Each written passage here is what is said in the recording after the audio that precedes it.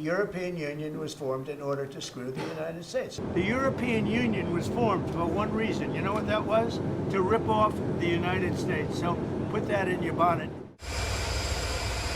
Donald Trump has been pretty consistent with his thoughts on the EU and trade.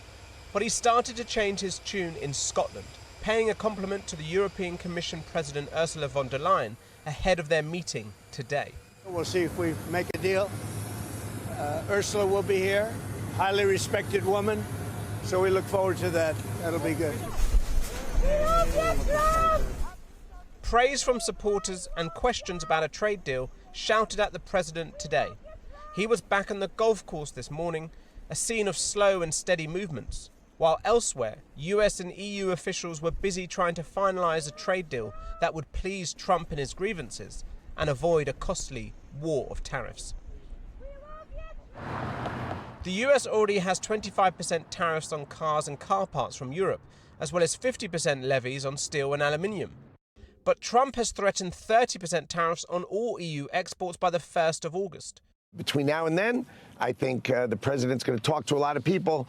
Whether they can make him happy is another question. Europe needs to make a deal and wants to make a deal, and they are flying to Scotland to make a deal with President Trump. Nice to see you.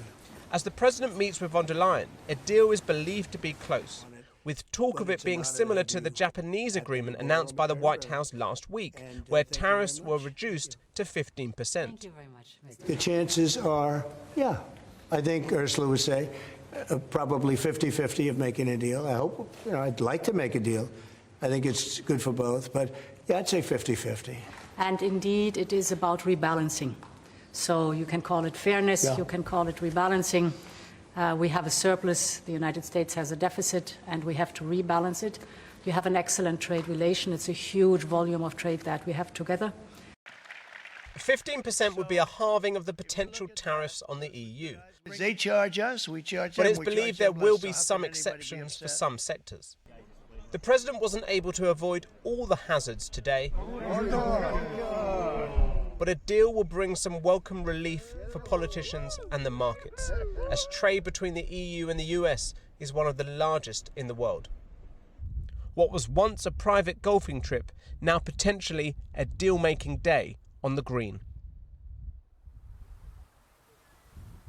So Donald Trump says that we should know within the next hour whether or not there is a deal with the EU, and then we're expecting to hear from Ursula von der Leyen, who's going to give a press conference later on. Now remember that this meeting was only announced late on Friday, so things have moved very quickly. Of course, there have been these talks going on for many weeks ahead of this 1st of August deadline, but there might be another reason why the White House might want to try and finalise this deal right now if it's possible. And that's because back home, of course, over the last few weeks, the narrative from the White House has been derailed by the Jeffrey Epstein scandal.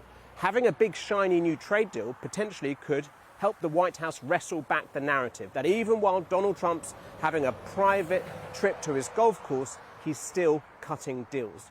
But for now, we wait and see what happens over the next few hours and whether or not there will be a deal with the EU.